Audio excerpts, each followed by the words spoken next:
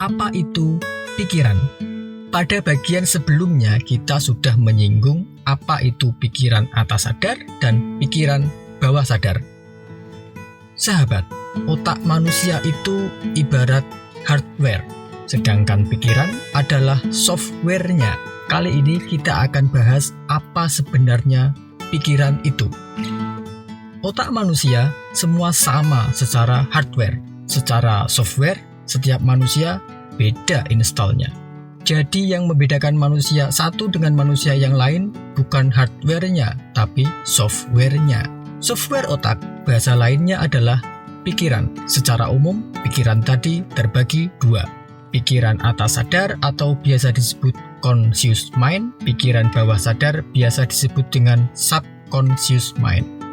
Sebelum kita lanjut, mari kita pahami cara kerja otak terlebih dahulu. Memahami cara kerja otak cukup rumit. Ya, rumit karena jalur-jalur peta yang kompleks, syaraf-syaraf neuron yang jumlahnya jutaan, dan panjangnya bisa mencapai ratusan kilometer jika disambung-sambung. Otak manusia terdiri atas ribuan sambungan tempat berjalannya sel-sel listrik di dalam otak. Ketika kita belum mempelajari sesuatu hal, di antara sambungan-sambungan itu ada celah yang memisahkannya. Sebuah celah yang tampak kecil akan jadi seperti jurang kalau kita bandingkan dengan kehidupan di muka bumi.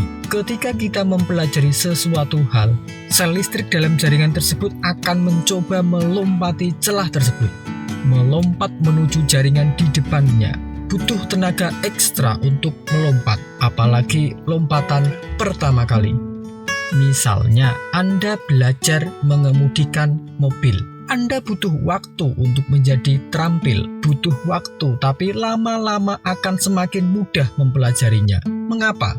Karena setelah lompatan pertama, sel tadi juga akan membangun jalan perintis bagi sel listrik lainnya, yang akan melompat juga ketika kita kembali mempelajari hal yang sama. Semakin kita rajin mengulangi hal tersebut, jalan perintis tadi semakin lama semakin baik, dan pada akhirnya menjadi kokoh.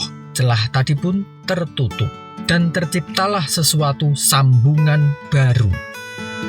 Saat itu, kita telah berhasil menambah keterampilan dalam hal yang berulang kali kita pelajari dan kita lakukan.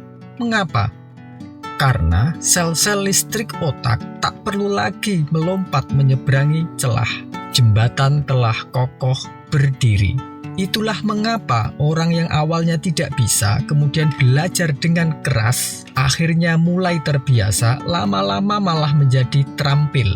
Apabila ia terus belajar di bidang yang sama, ia pun akan menjadi ahli di bidang tersebut, karena ia telah membangun jembatan yang kokoh, hingga sel-sel listrik di otaknya bisa berjalan dengan mudah. Celah tersebut dikenal dengan istilah synapse gaps atau RAS, Reticular Activating System. Inilah yang menjembatani pikiran atas sadar dan pikiran bawah sadar. Sesuatu yang di dalam pikiran bawah sadarlah yang menjalani hidup kita dalam wujud tindakan dan pengalaman. Semua terjadi di otak kanan, pengalaman, memori, dan rasa. Kontribusi bagi kehidupan dihitung secara empirik oleh pakar aplikasi psikologi pikiran bahwa pikiran atas sadar memberikan sumbangan pada tindakan manusia sekitar 12%. Sementara pikiran bawah sadar mempengaruhi tindakan manusia 88%. Jadi, kunci sukses manusia ada pada pengenalan terhadap pikiran bawah sadarnya. Sayangnya, bawah sadar ini tidak terdeteksi karena sudah menjadi kita apa adanya.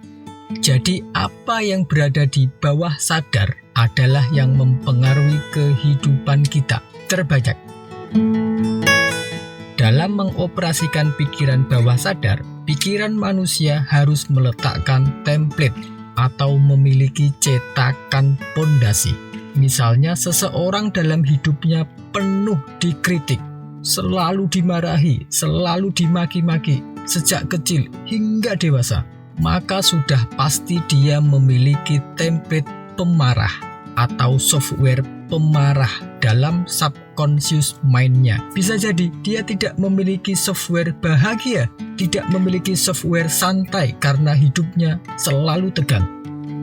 Jadi semua yang dijalankan manusia ditentukan oleh software-nya. Begini ilustrasinya.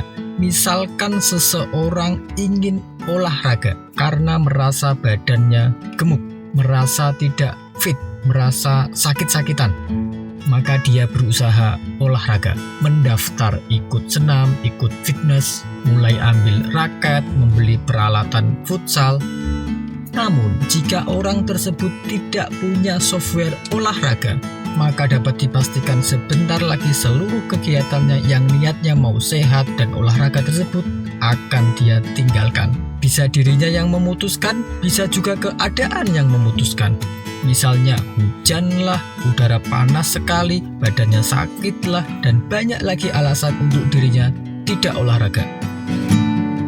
Kalau olahraga itu software, di dunia komputer kita sebut saja anggap PowerPoint, dan kita tidak punya software PowerPoint, otomatis program tidak akan bisa jalan.